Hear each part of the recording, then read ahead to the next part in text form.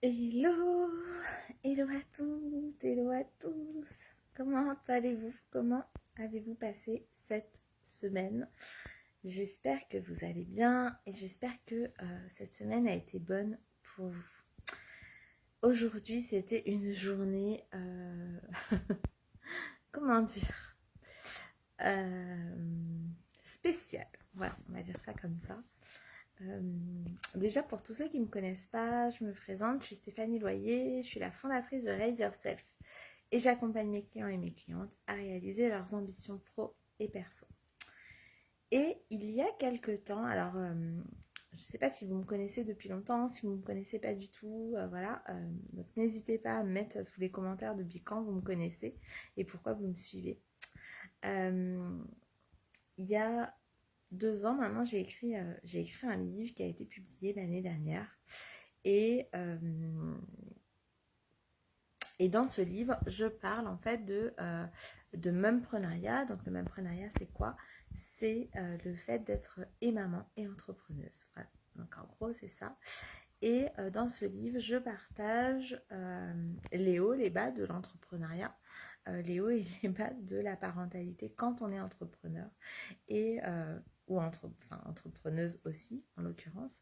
Euh, et en fait, je partage aussi quelque chose que je trouve aberrant, qui est qu'on n'apprend pas à réseauter. On n'apprend pas à faire du réseau, on n'apprend pas, même dans les écoles de commerce, en fait, on n'apprend pas à faire du réseau, si ce n'est à créer un profil LinkedIn. Voilà, mais il n'y a pas que le réseau LinkedIn dans la vie, il y a le réseau de la vraie vie, il y a comment on aborde les gens, il y a, voilà, enfin, on n'est pas tous des réseauteurs innés, et en l'occurrence, c'est pas le cas pour moi.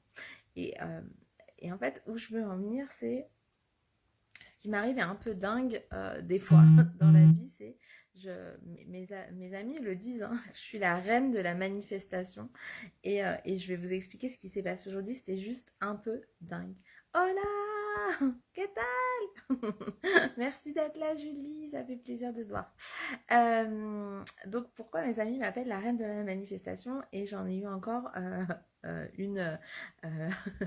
une démonstration aujourd'hui. Donc, je vous disais que, en l'occurrence, moi, je suis pas quelqu'un qui, de manière innée, va parler aux gens, notamment si c'est dans un grand groupe, voilà.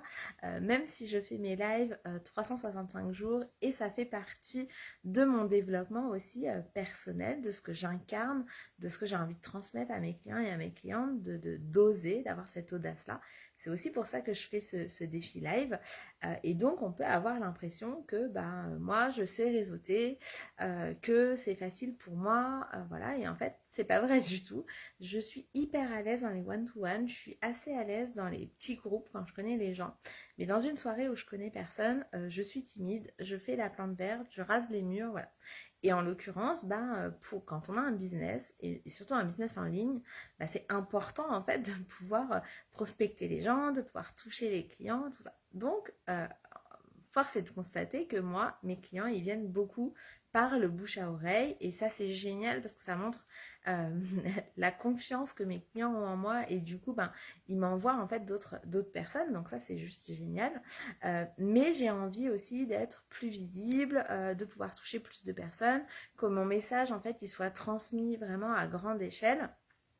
Pas seulement pour faire plus de chiffres d'affaires, mais justement pour pouvoir donner vie encore plus à mes projets, pour qu'il y ait encore plus de personnes qui aient confiance en elles, pour qu'il y ait encore plus de personnes qui se disent que tout est possible. Et aujourd'hui, comment je fais ça?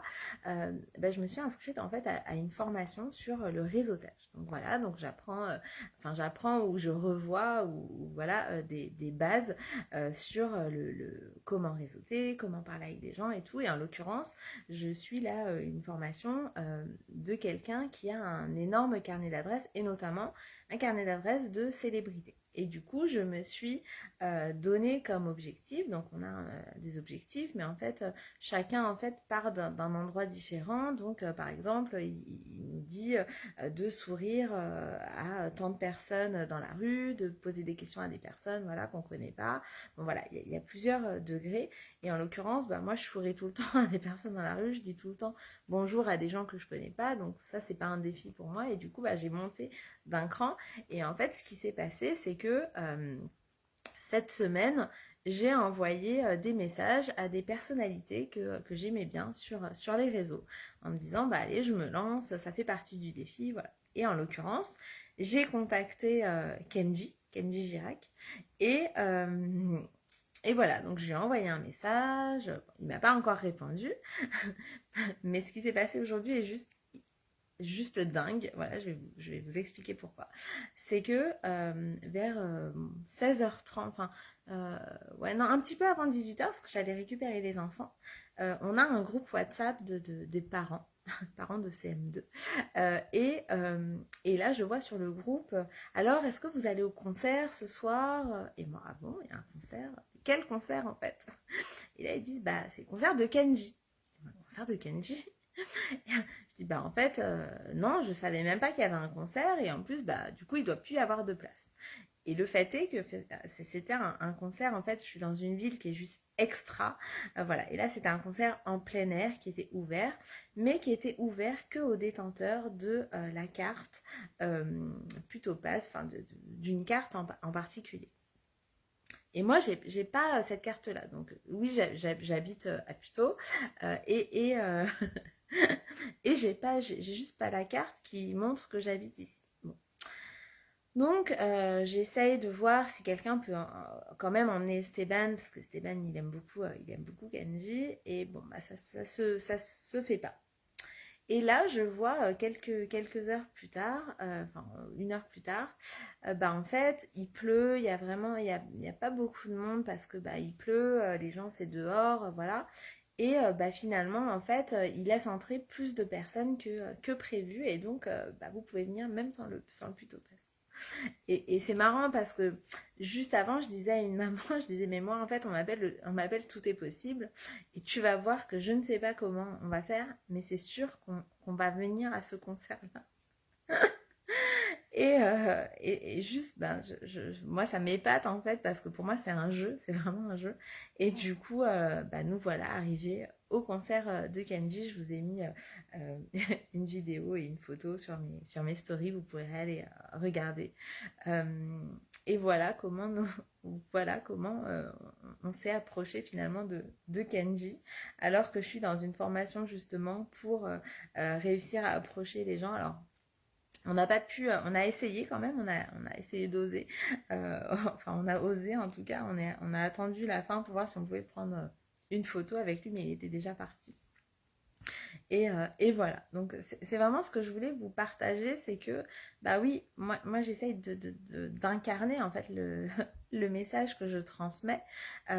J'arrive à manifester des choses comme ça, voilà, c'est comme ça parce que c'est un jeu pour moi. Euh, Avant cet après-midi, je ne savais pas que Kenji serait là. Donc voilà, c'est les synchronicités aussi qui font que bah tiens, je l'ai contacté cette semaine et hop, ben il se matérialise là dans ma ville. Donc oui, évidemment, c'était déjà prévu, mais je n'avais pas du tout vu cette communication-là. Et pourtant, d'habitude, bah, c'est affiché partout, voilà. Et là, j'avais pas vu. Euh, c'est à 200 mètres, enfin voilà, peut-être 300 mètres de la maison. Donc on y est allé. Voilà. Mon seul regret, donc si Kenji tu m'écoutes, c'est que je n'ai pas pu entendre les yeux de la maman. Voilà. Mais sinon, c'était juste chouette. C'était dingue en fait cette générosité qu'il a eue. Il a une voix magnifique. Il est aussi super beau.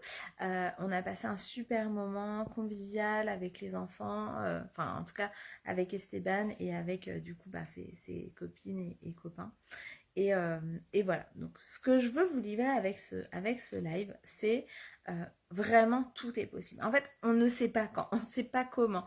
On ne peut même pas imaginer la façon dont ça arrive, mais quand on a la foi vraiment que ça va arriver, que c'est là, bah c'est là en fait tout simplement. C'est déjà en chemin.